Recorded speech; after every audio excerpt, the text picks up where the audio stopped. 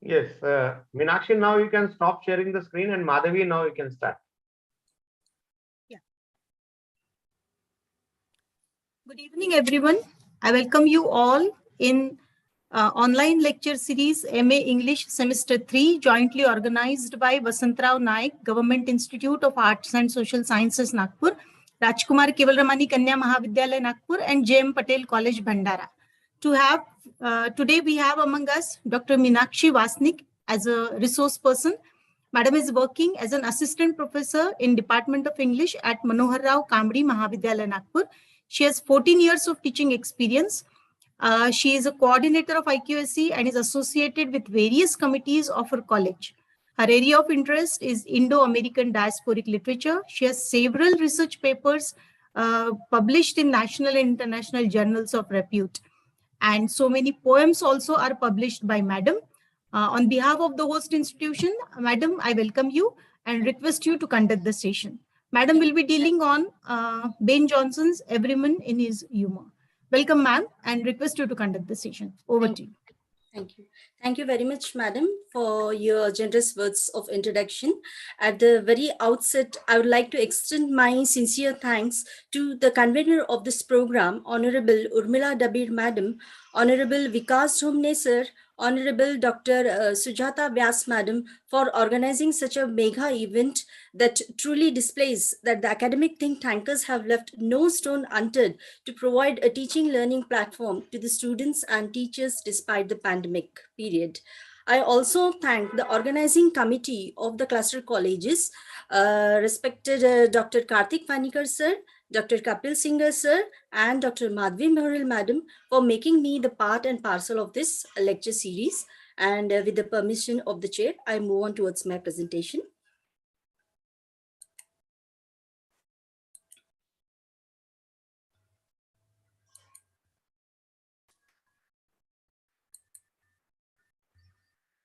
My screen is visible, sir? Yeah. Please proceed. Okay. Is it full now? Can you maximize it? Yeah. Yeah, you can proceed. Okay.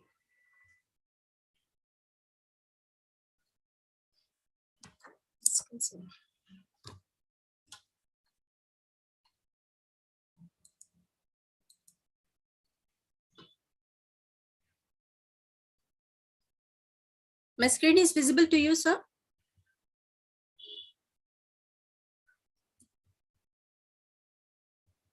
Hello?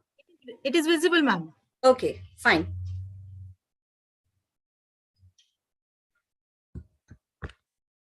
So, dear students, happiness is a way of life and it is a part of life. We feel happy when things around us are pleasant and jolly. And of course, watching or listening something about comedy will make one happy and laugh and get refreshed. So I have been given a task to deal with the part of comedy section for your course. So dear students, without much ado, we will move towards our presentation. Yeah, here is the gist of the presentation. I would attempt to cover up the contents within 1 hour in a very precise way to make you understand the play in the best possible way. So here is just a nutshell of the presentation. First, the introduction to the genre of comedy, about the playwright Ben Jonson, Jonson's famous plays, generic introduction to Everyman in His Humour, which theory applied to this play, his 3 famous satires, key facts of the play, glimpse or images of the play to create a deep impact, introduction of the characters in details, and some generic observation of the play.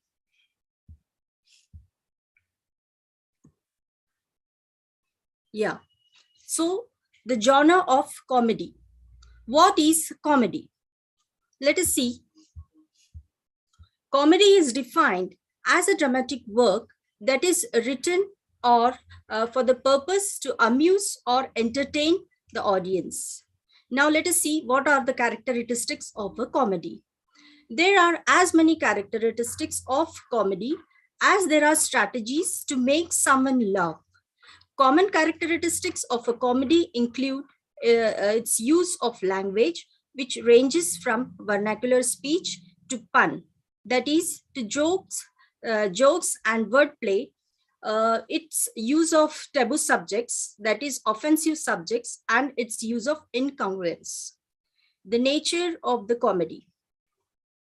In the genre of comedy, it is a type of drama, or you can say the other form of other art form, which is the chief object of which, according to this, is a modern notion, is to amuse. The concept of comedy. According to modern notions, the comedy is to amuse. It is contrasted on one hand with tragedy and on the other with farce, burlesque, and other forms of humorous amusement. Humor, satire, stand-up comedy acts as a masquerade. They are totally different concepts and phenomena that reveal the relative approach to the ways we encounter and view our socio-cultural engagements. Humor defined. When we need to understand what is humor, first we need to know Ben Johnson's, you can say Ben Jonson in his humor, he uses a kind of quintessential kind of humor in his comedy. That is an ideal example of a comedy of humors, a type of drama in which the characters are identified with one or more four kinds of humors, which we can say. In Encyclopedia Britannica, in the year 1979, humor is defined as a type of simulation, that is, imitation or to mock up, that elicits the laugher reflex. The encyclopedia further avers that humor stimulates the laugher reflex that resides in other forms of amusement, such as farce, comedy, burlesque, and parody. Aristotle, quoted in Vemidele in the year 2001, he describes humor in terms of farce, comedy, burlesque, and parody. Humor is something that reflects man's delight in laughing at himself and something, the ugly situation or a society he has built.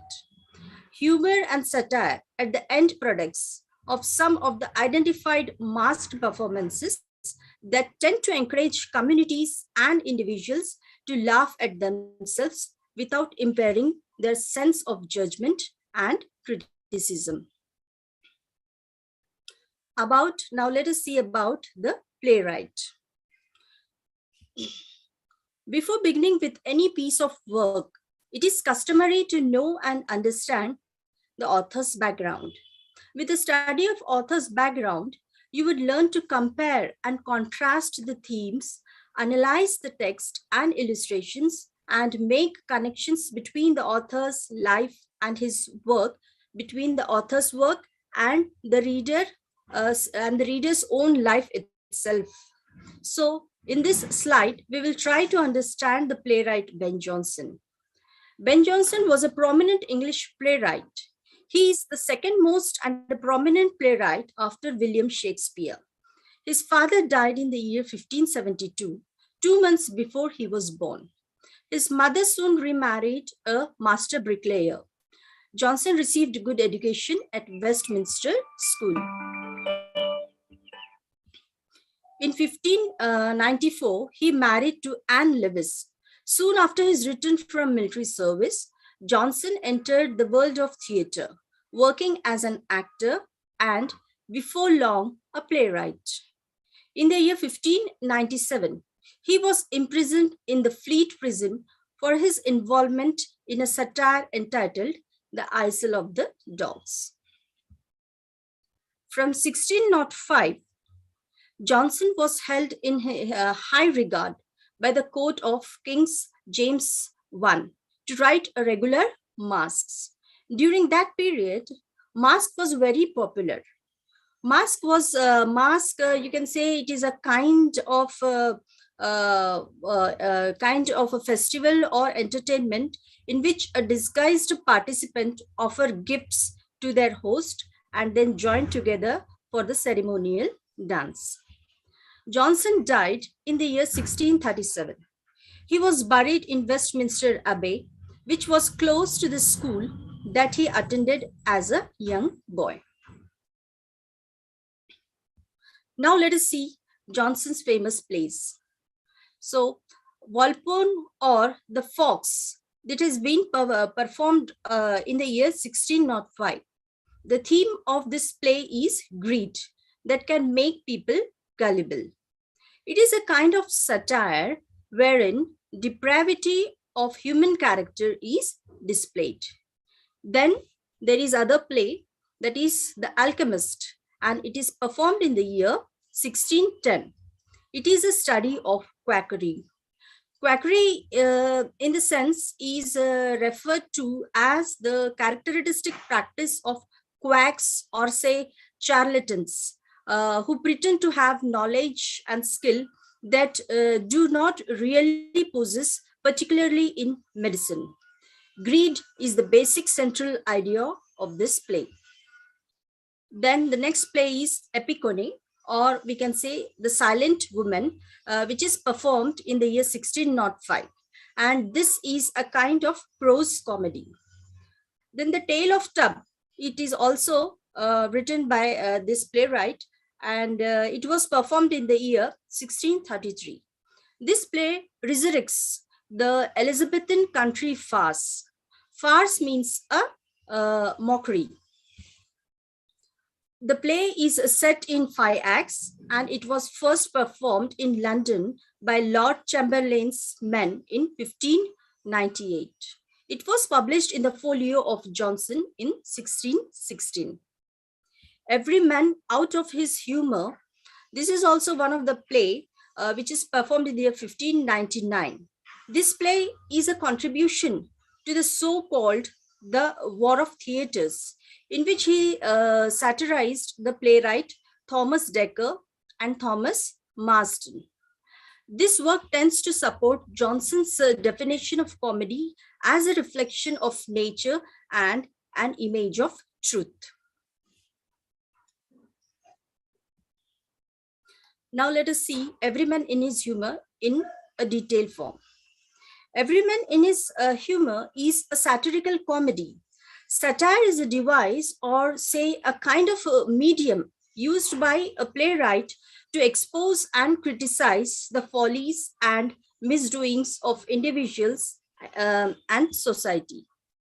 The satirical comedy is a form of satire in which the writer uses comic elements to expose the realities of the society or any problem. We can also say that Every Man in His Humour is a comic drama that established Ben Jonson as a primary force of the stage of Elizabethan, Jacobean, and Caroline era of English literature and drama. The Caroline era refers to the period in English and Scottish history named for the 24 reign of Charles I, from the period of duration from 1625 to 1649.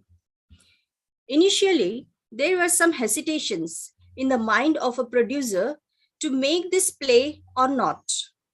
But William Shakespeare, the father of English literature and is a master of drama, he himself advocated in favor of this play, and he himself played the role, or say the character, of the old novel in Every Man in His Humour. Now let us see the historical context of the play Every Man in His Humour. By understanding the play through historical context, one could know how the play seems to be more popular during the period. It seems more likely that Johnson was using a contemporary taste aroused by Chapman to draw interest to the play. Therefore, it can be said that his play became his first indisputable hit. It is indebted to the Greek New Comedy, which dates roughly, say, from the first 3 centuries AD. Yeah. Everyman in his humor, based on the medieval physiology theory, is a theory of medieval physiology. So here we see that the characters in Everyman in his humor is based on the 4 humors of the medieval physiology, say, that is based on the 4 bodily fluids, that is blood, phlegm, yellow bile, and black bile.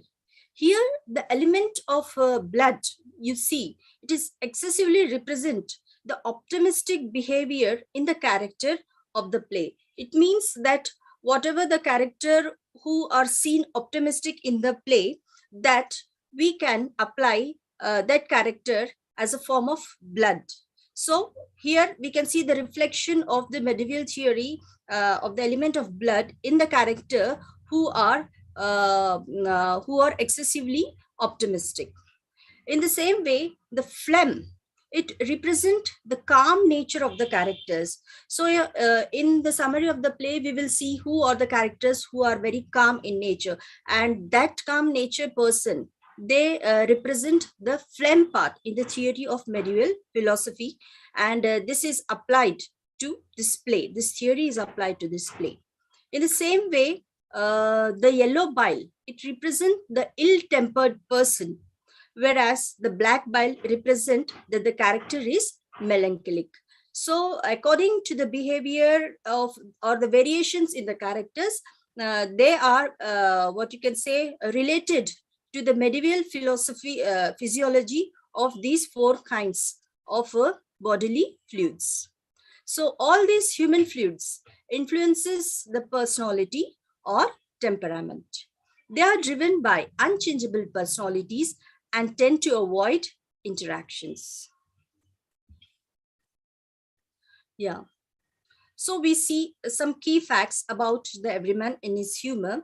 So let us run through the bird's eye. Full title is Everyman in his humor, and when it is written in the year 1598, where it has been written in London.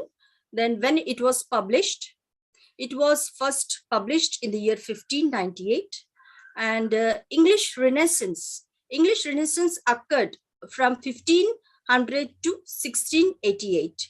One of the key characteristics of Renaissance was the idea of the divine right of the king to rule. Another was the development of humanistic ideas such as the dignity of man. Of course, the genre of this play is comedy. And this play was set in London, in the city of Florence, which was in the earlier versions. Then the climax of this play, we see the climax of this play, it is seen in the plot, or you can say the place where the meeting was held at Justice Clement's house. So the get together of all the characters, meeting all these characters at one place in the Justice Clement's house, this shows the very climax of this play. Then justice and yes, what is the point of view of this drama? The point of view, drama, of course, you might have studies in literary term, the point of view, which the vantage point means a place or a position affording a good view from which the story is performed. So the point of view is drama here. Yeah. So let us see the list of the characters.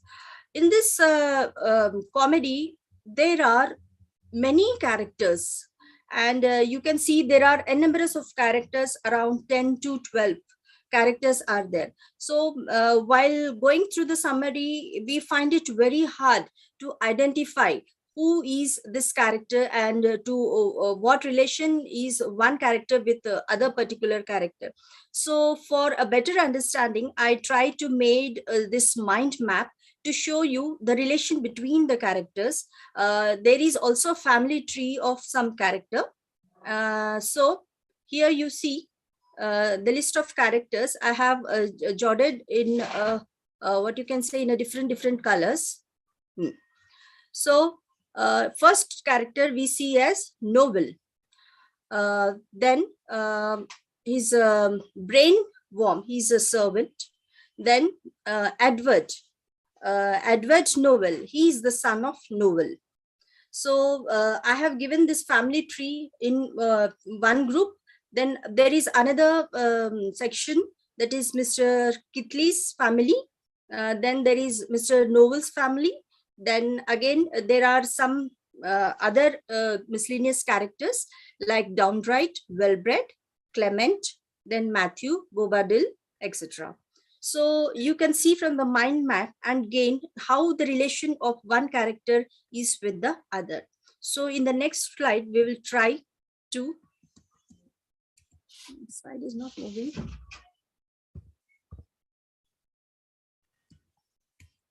Madhvi ma'am. Madhvi ma'am.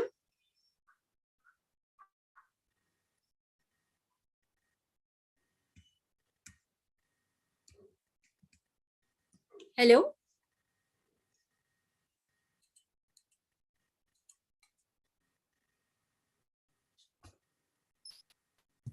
Yes, ma'am. My screen is visible, madam. Yeah, it is visible. List of the character, the screen is visible. Yeah. Okay. Yeah.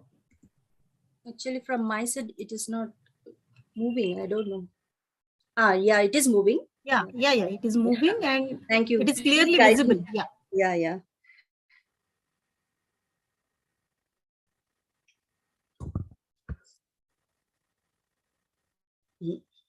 Yeah. So now let us study the character, the gist of this character one by one. Old Noble and old gentleman. He is an old gentleman and a father of Edward. He is a traditional and concerned by his son's supposedly lodge behavior. Then there is a brainworm. Brainworm is a servant to old Noble and Edward Noble, but he favors more with his younger master. He is a clever trickster and a gentle rogue. Edward Noble. Edward Noble, he is the son of Noble, old Noble. Let me remind you, students, old Noble, this character was played by Shakespeare himself in the play. So Edward Noble, he is the son of old Noble. Edward is generally a good young man, but his father is worried about him because he seems too interested in poetry and is socializing with dissolute young men such as Wellbred. Mr. Stephen, he is Edward's cousin actually, and he's a Noble's nephew. So you can see that how the characters are interwoven with each other. Mr. Stephen, he is not only the cousin of Edward, but he's also the nephew of Noble. He is referred to as a gull, which means a dupe or a fool. So he is a character who is shown as a fool in this entire play. He is hot-headed, selfish, and a figure of ridicule. Wellbred is Dame Kitley's and Downright's brother, and Kitley's brother-in-law. He is close friend of Edward. He is young and handsome and fashionable, and he is prone to wit and sarcasm. Downright. Square Downright. His full name is Square Downright, and he is Wellbred's older brother, as well as the brother of Dame Kitley. Downright loathes insincere talks, hypocrisy, and immoral conducts, which sometimes make him rather blunt, rude, and impetuous. Mr. Matthew. Mr. Matthew is known as the town gull. He is a friend of Captain Bobadil. He thinks himself a great poet and boasts of attracting the ladies with his verses. Captain Bobadil. Captain Bobadil is the braggart and a hothead person.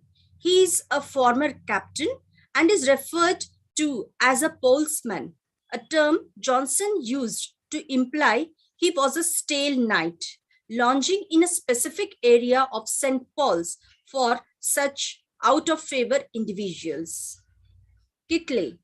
Kitley is a merchant and he's a husband of Dame Kitley and the brother-in-law of Downright, Wellbred and Bridget. He is somewhat self-aware and is always probing in his thoughts, but he begins to get carried away by jealousy. So when here the character you find there is a jealous, that means something which is you can say a negative aspect. So you can relate this with your medieval philosophy of this 4 element and you can make out to which character he belongs. Dame Kitley, the sister of Wellbred and a wife of Kitley, she appears to love her husband very much. So in Kitley, we can see that she is optimistic character. So in medieval philosophy of the theory, we see the optimistic character relates to the blood. So she belongs to the element of the bodily fluid called blood. So in this way, you can relate these things. Then Bridget Kitley's sister, she's unmarried and Matthew tries to seduce her with his poetry. She ends up marrying Edward, whom she finds a great deal more appealing. Then Cash, he is Kitley's man, whom he took up when he was orphan and christened him by his own first name of Thomas. Cobb is a town's water bearer and the husband of Tib. He's supposed he's opposed of tobacco chewing. Then Clement is a judge, lawyer, and all around moral and just a figure in the play. Just a figure in the play means he has a very what you can say very small amount of role in the entire play. So he is also known for his wisdom. Roger Formal is a Justice Clement clerk and assistant. Late in the play, he is intrigued by Brainworm's alter ego. Tib is a kind of minor character in the play, and Tib is Cobb's wife. She remains within their home, taking the care of their lodger Bobadil, who in turn borrows money from her and does not pay her back. So students, we just had a small introduction of all these characters to let you make feasible to understand the summary in a better way. So this play is divided into 5 acts. So we will run through the act because there is a time constraint. So in a very precise way, I'll try to make you understand, to make you know about the first act, what is there in this play. So in Act 1 opens with a scene when Edward Novel receives the letter and learns that his father, old Novel, had already read it. Stephen enters and asks about the man who delivered the letter, who is now long gone. Stephen and Edward, who are cousins, they talk and then go to the city to meet the man who has sent this letter. Matthew and Cobb are seen at a latter's house. Cobb ends the scene with a monologue that tells of a drama in his house and of Bobadil owing him money. Scene 4 of the final scene of Act 1 unfolds in Cobb's house, where Bobadil lies on the bench. Matthew and Bobadil talk, and Matthew agrees not to mention that Bobadil spent the night over there. So, yeah. Act 2. Act 2 opens in another part of the city. Kitley is a merchant, and she enters. Kitley, a merchant, enters along with his cashier, Cash, and Kitley's brother-in-law, Downright, who is a squire, means a landowner. Kitley tells the squire that Wellbred, his brother, has been disrespectful. Wellbred is angered. Bobadil and Matthew look for but do not find well-bred. As the act continues, Noah will deliver a monologue about his youth and the way parents often influence their children in a negative ways. He is happy that he has not been under the bad influence of his son, although he believes his son has gone down the wrong path. So, yeah. In the Act 3, we see that Matthew, Bobadil, and Wellbred are in a tavern, that is, in a pub, while Matthew and Bobadil talk of disliking Wellbred's brother, downright Edward, and Stephen there arrives. Wellbred is is the one who wrote actually the letter to Edward. They go on to discuss Stephen and Bobadil's military experiences. Meanwhile, Cash and Kitley are engaged in shady exchanges of money. The next scene, as a Justice Clement's house, the next scene is visible in the Justice Clement's house. Cobb tells Kitley that some men have arrived in his house, and Kitley worries about his wife and sister giving in to their desires. So Cobb also wants revenge, as Bobadil had used his wife. So Cobb asks the justice to punish Bobadil, but due to the justice order. So Cobb was jailed for his character and for his previous actions. Yeah.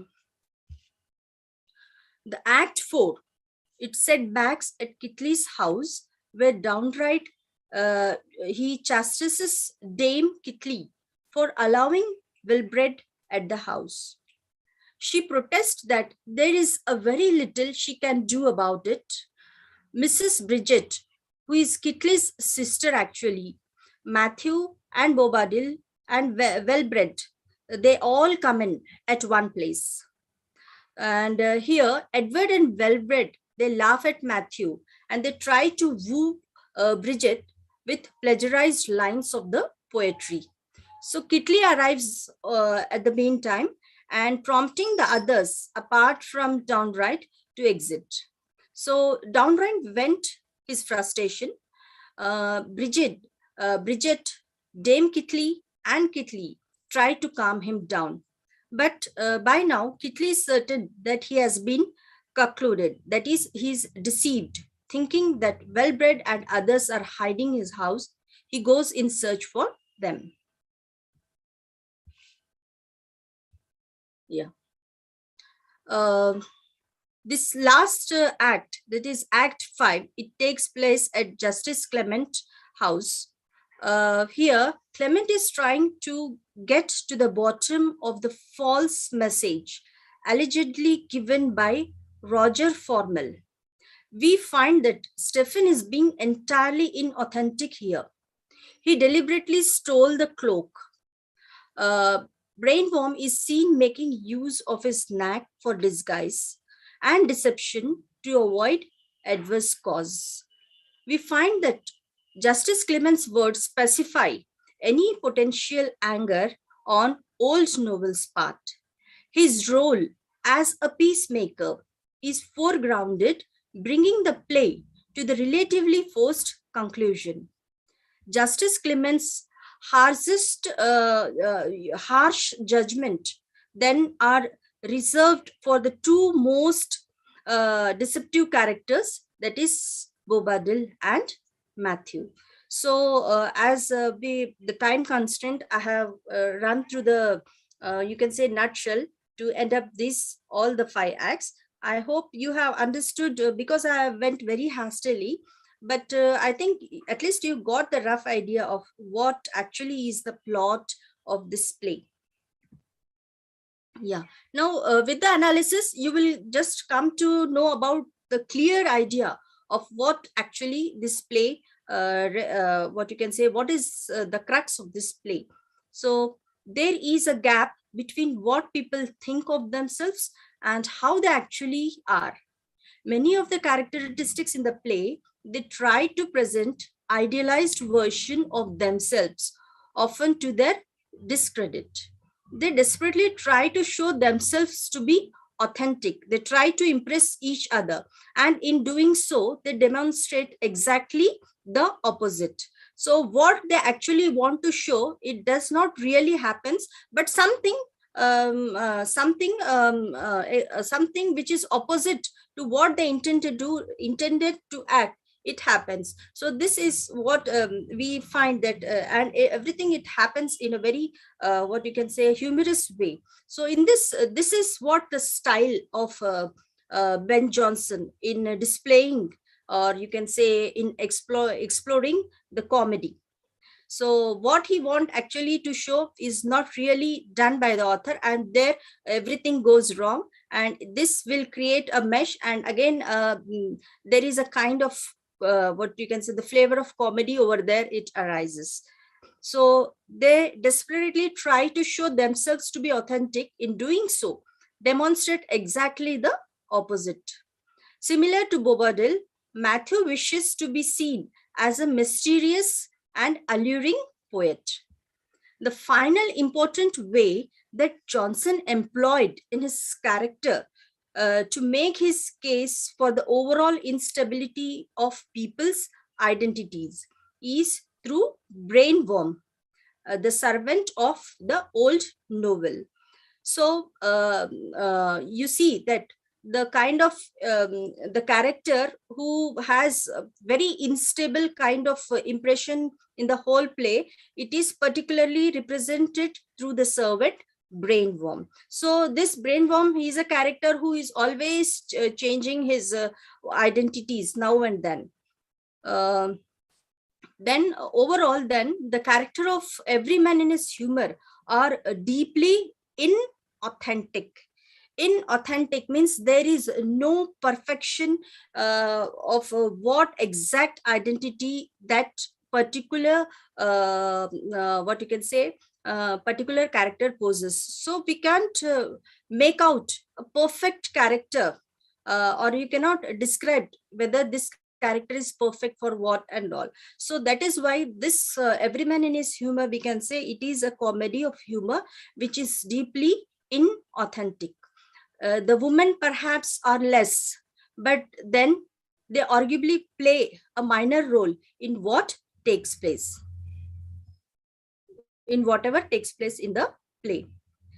So after having studied about the characters in a nutshell, then after having been studied about understanding the acts, there are 5 acts, and we have just gone through the gist of this acts.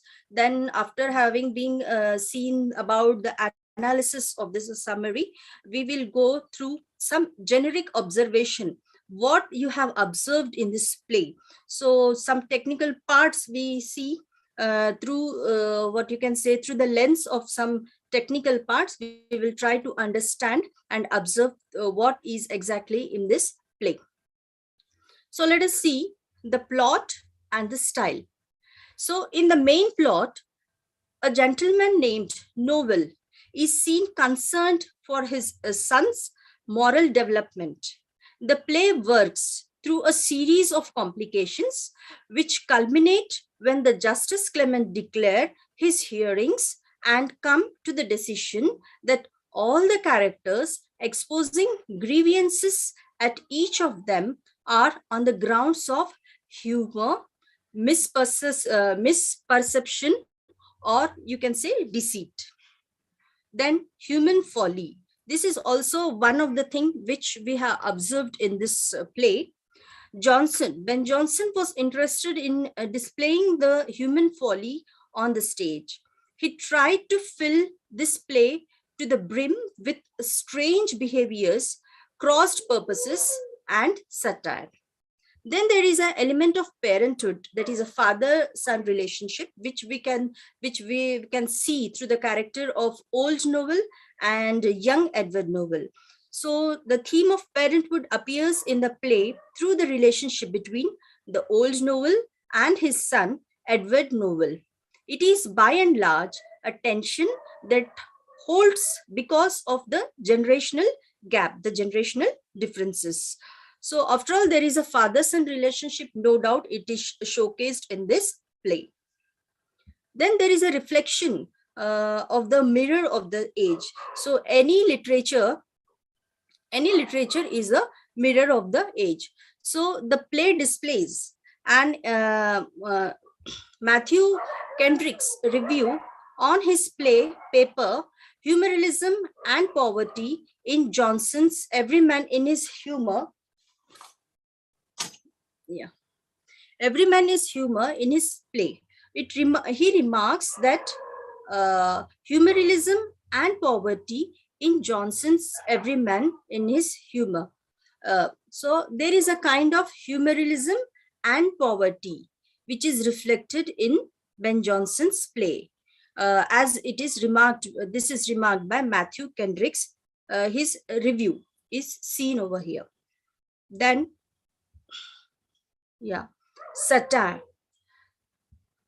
It is to be noted that this play emphasized on the satire of typical citizens rather than a focus on especially prominent public figures.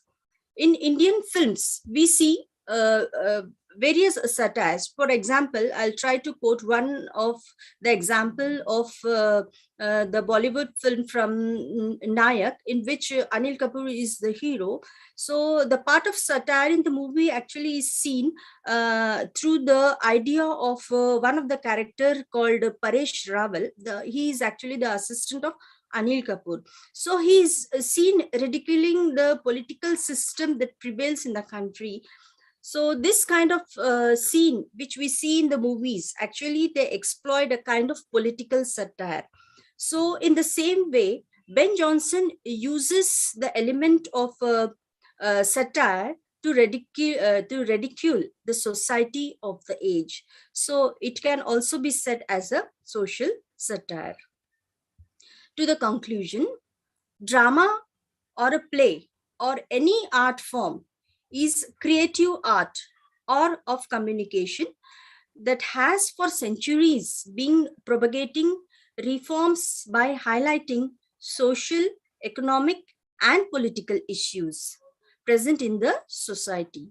I feel that the plays or the dramas and now the theaters in today's era, they create the highest impact than any other mode in the minds of the audience, and the impact, it lasts ever in the mind forever. So with this, I come to the end, and I'm done with this presentation, and I hope I have justified and tried to make the students understand this play. This play is very lengthy, but I try to make it very short in a in the 1 hour period.